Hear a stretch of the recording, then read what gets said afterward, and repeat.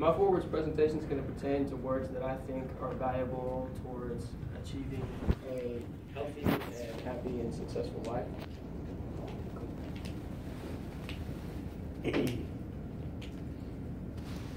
Alright, this is my good old granddaddy Quarter. He is a retired police chief from Fort Worth, Texas. And one of the words of wisdom that he's always shared with me is a little perspective goes a long way. And I value that. And I think that anytime someone comes up to you and says, picture this, it really does do you some good to do that and try to see things through someone else's perspective, because you never know how much it's going to change your life.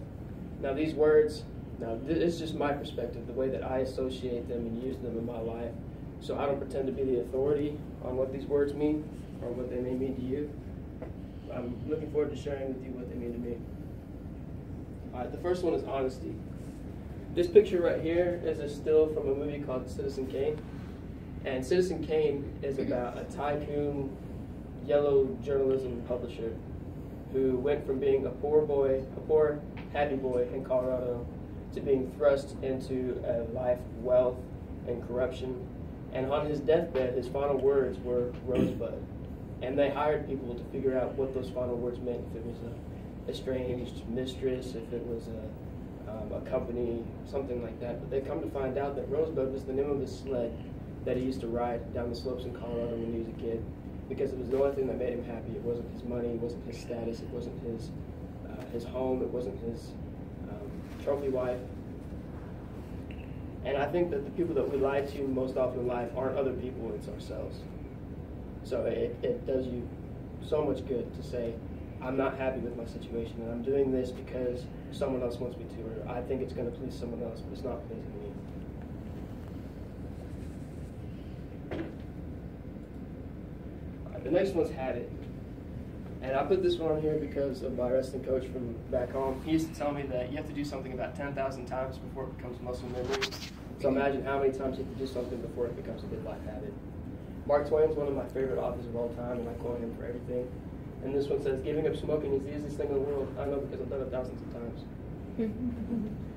And that also kind of relates back to honesty, being honest with yourself about, your good habits, your bad habits. And the only way that you can build a good habit is to recognize it, work on it consciously, accept the fact that it's going to be difficult. Otherwise, it wouldn't be one that's worth having.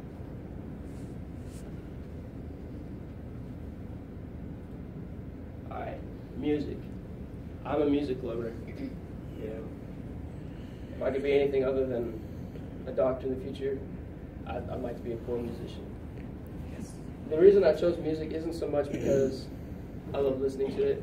It's because universally it's the one thing that I've noticed in life that has the power to bring people from the left and the right sides of the spectrums and the moderates, and people in America and people overseas, into a middle ground where they don't bury themselves under all the reasons that they're different. They find the reasons that they're the same. And it does everyone so much good, just like all these other things. To look at someone and find an excuse to say, we're not so different, than to see, oh, well, he's a Democrat or they're a Republican, or they practice religion and I have a problem with that, or I have a problem with where they're from or the way that they speak. Music is an important reminder for me to build important relationships with people around me. I'm a bit of a cheater. This last one's not a word, it's actually a phrase. Carpe diem means seize the day in Latin. And I had this written on my bathroom mirror all throughout my freshman and sophomore year of high school. I was very overweight. I was depressed. I didn't have a very good collection of friends. I had the friends that I really needed losing. And I was afraid to make important life decisions.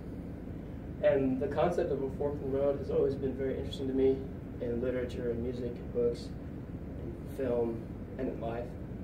The idea that you only have one choice or the other, and one may not be more good than the other. It's a little ambiguous.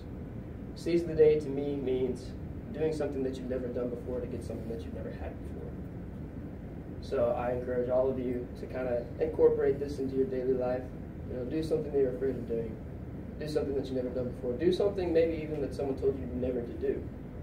Because maybe they told you not to do it. Not because it was a bad thing, but because it's a risky thing. And you have so much more to gain when you take risks. All right, thank you.